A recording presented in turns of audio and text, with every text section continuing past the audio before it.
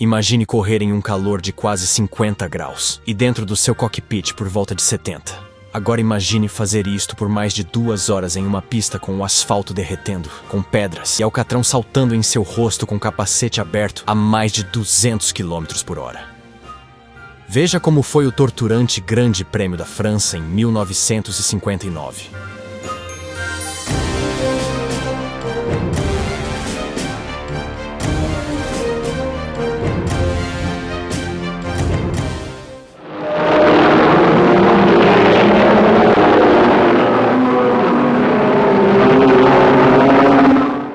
O GP da França de 59 era a 4ª corrida da temporada.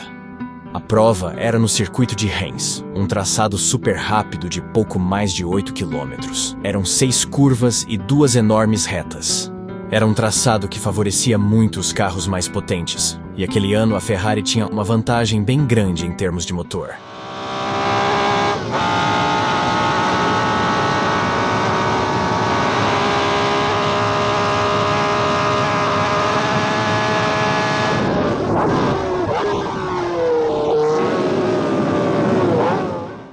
A primeira corrida em Mônaco tinha sido vencida por Jack Brabham em seu revolucionário Cooper T51. Jack terminou 20 segundos à frente de Tony Brooks com a Ferrari 246, e os dois terminaram 2 voltas à frente do terceiro. Foi a primeira vitória de Jack Brabham em uma corrida válida pelo campeonato, e a primeira vitória também da equipe de fábrica da Cooper, a primeira vitória de uma parceria de muito sucesso.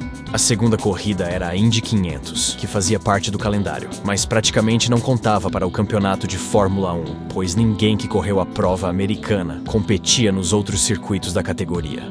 Somente um piloto que correu nas 500 milhas se aventurou contra os pequenos carros europeus. Foi o vencedor da Indy 500, Roger Ward, que tentou a sorte na última corrida da temporada em Sebring, nos Estados Unidos. Esta história é espetacular. Eu contei com detalhes em um outro vídeo aqui do canal, que deixarei no card na tela final para você ver depois deste.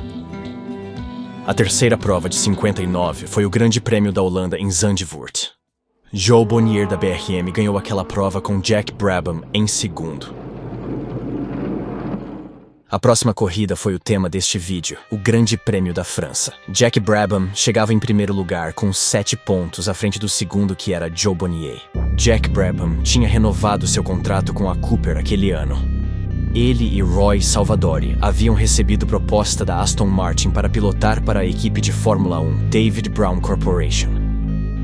David Brown Limited começou como uma fabricante de engrenagens e foi ampliando seus negócios. Chegou a ser a maior fabricante de tratores do Reino Unido. E nos anos 70, a divisão de tratores foi vendida para a Case Corporation.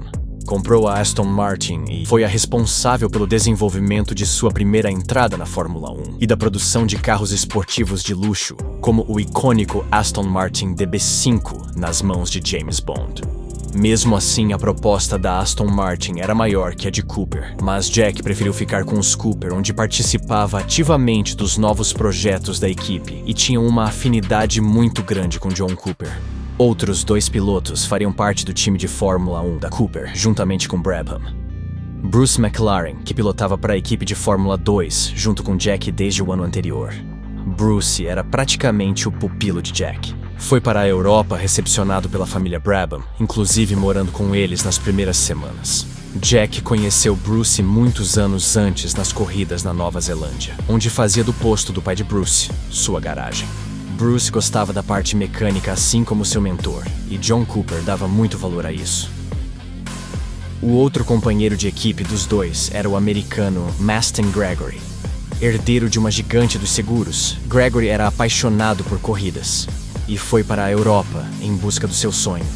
Gregory andava no limite da coragem e loucura. Quando percebia que não dava para fazer mais nada, ele simplesmente saltava do carro antes de um acidente. Só em 59 ele fez isto pelo menos 2 vezes. Uma delas foi em Silverstone, alguns dias antes da prova de Mônaco. Em Mônaco, o carro de Jack teve tantos problemas que tiveram que pegar peças do carro de Bruce e Gregory para Brabham competir. Gregory não teve problemas em ceder seu motor, pois ainda estava machucado e abalado para a corrida no Principado.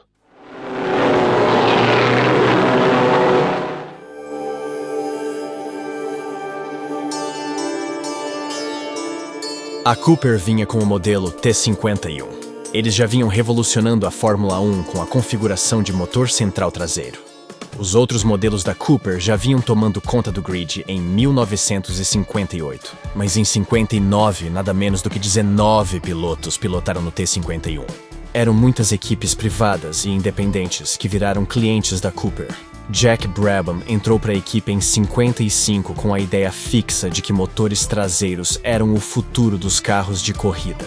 Lá, ele encontrou o projetista Owen Maddock, que também tinha este conceito em mente.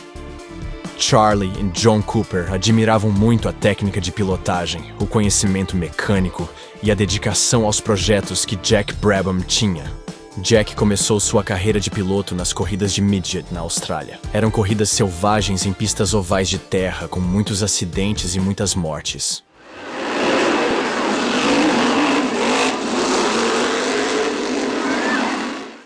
Jack se destacou desde o começo. Normalmente fazia 3 corridas por semana, ganhava quase todas e não se envolvia em acidentes. Depois, Jack passou para as corridas no asfalto e seu desempenho foi igualmente espetacular. Com essa vasta experiência em andar de lado da época dos midgets, Jack chegou à Fórmula 1 com um estilo de pilotagem espetacular, jogando o carro e entrando de lado nas curvas. Quando Jack experimentou o T51, sabia que era um carro para disputar o campeonato, e aquele seria o ano de Brabham. Ele conseguia jogar a traseira e controlar as derrapagens com muito mais precisão. O T51 era um carro baixo e pequeno perto dos outros do grid com motores dianteiros. A aceleração era muito melhor do que a dos concorrentes, pois o peso era mais baixo, e a maior parte se concentrava nas rodas traseiras, que são justamente as que tracionam o carro. Ainda tinha alguns problemas para resolver, como a instabilidade do bico do carro em altas velocidades, que tendia a levantar demais, diminuindo muito o controle do carro em grandes retas. Outro problema que Jack teve que lidar na corrida em Mônaco era o calor que fazia dentro do cockpit, especialmente nos pedais. Isso se dava pela posição do radiador logo à frente dos pés dos pilotos, e os tubos de óleo que passavam pelos lados para a conexão do motor. Em Mônaco, Jack queimou os pés e no final da prova já não conseguia pisar no acelerador e no freio com muita força. A solução que ele achou foi colocar papelão como isolante tanto atrás dos pedais como na sola de seu sapato. Mas não resolveu muita coisa, e o calor da França testaria os 3 pilotos da Cooper em sessões torturantes dentro do cockpit.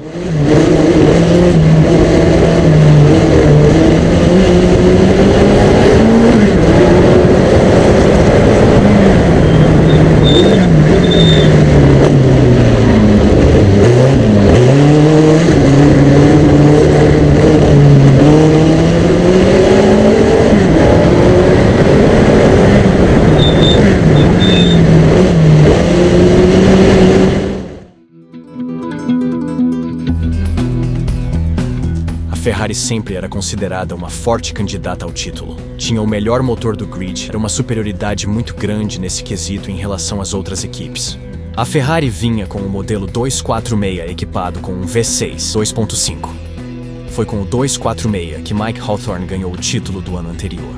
Era um excelente piloto e um dos poucos que teve condições técnicas de disputar com Fangio. A gravata borboleta era uma marca sua e fazia parte de seu uniforme de corrida. Hawthorne ganhou o título e se aposentou logo em seguida.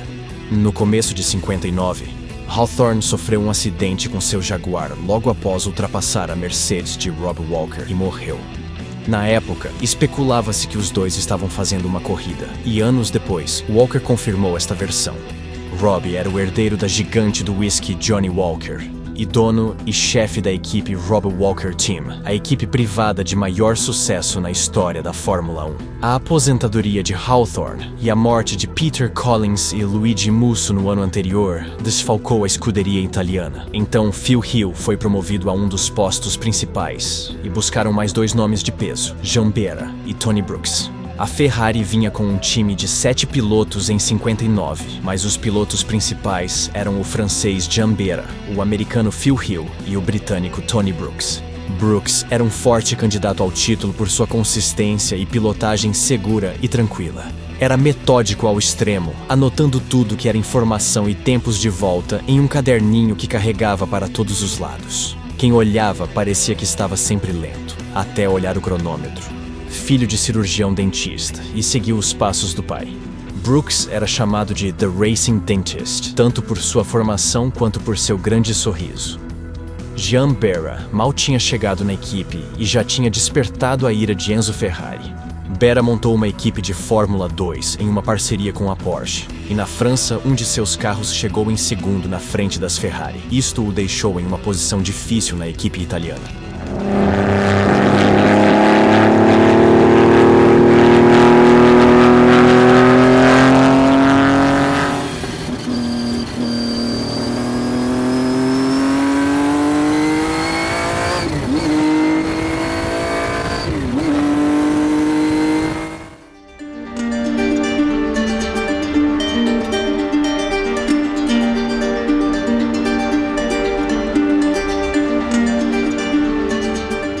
Nos treinos, Stirling Moss dominou a maior parte do tempo com Jack Brabham sempre virando próximo.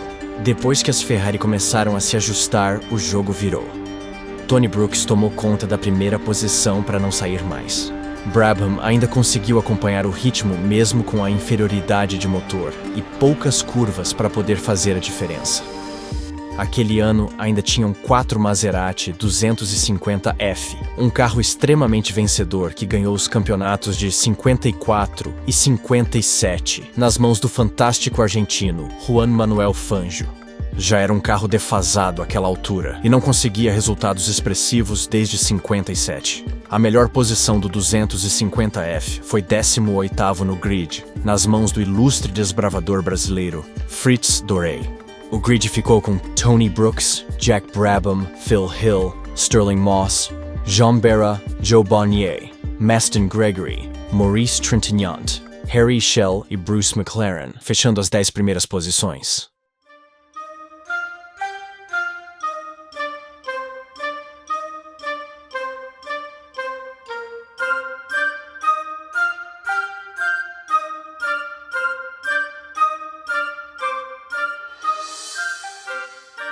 Você acha que o canal merece crescer? Se sim, só vou te pedir uma coisa. E não é Pix nem o seu dinheiro.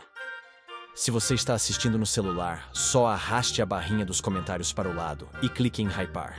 Você está ajudando este vídeo a ter um alcance maior aqui no YouTube. Agradeço demais a sua audiência e bora seguir para a corrida. O sol da França estava escaldante no circuito de Reims.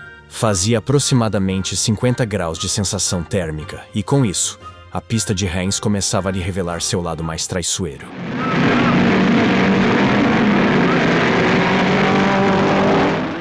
À medida que os motores rugiam na largada, Tony Brooks, com sua Ferrari 246F1, disparou para manter a liderança, seguido de perto por Stirling Moss, determinado a fazer sua marca com o BRM P25. Jean Berra teve problemas na largada e ficou para trás. Mal sabiam eles que a verdadeira batalha não seria contra os adversários, mas contra os caprichos de uma pista que estava se desintegrando sob suas rodas. Logo, o caos se instalou. Na 8ª volta, Maston Gregory, que até então vinha em 3º lugar, foi atingido por uma pedra lançada pela pista que estava derretendo em alguns pontos e soltando muitas pedras e alcatrão, que era o material aglutinante usado nos asfaltos daquela época. O impacto foi brutal, e Gregory teve que deixar a corrida ferido e atordoado pela pedra que John Cooper recuperou de dentro do cockpit e afirmou que dava para calçar o carro de tão grande. Os carros da Cooper deixavam o piloto muito mais exposto ao problema das pedras e sujeira que os outros carros iam jogando de suas rodas. Eram carros extremamente baixos e com a aerodinâmica que deixava o piloto mais vulnerável a este problema. Outro problema era que o calor dentro do cockpit dos Cooper era torturante. Estava no limite que as condições humanas conseguiam aguentar. Jack Brabham e Bruce McLaren, os dois únicos de 7 Cooper a completar a prova, estimam que as temperaturas de dentro do carro variavam de 70 até quase os 80 graus. Enquanto as pedras voavam, os carros começavam a falhar um a um, grande parte com os radiadores furados. Enquanto Brooks liderava, com a calma de sempre, atrás dele, a batalha se tornava cada vez mais feroz.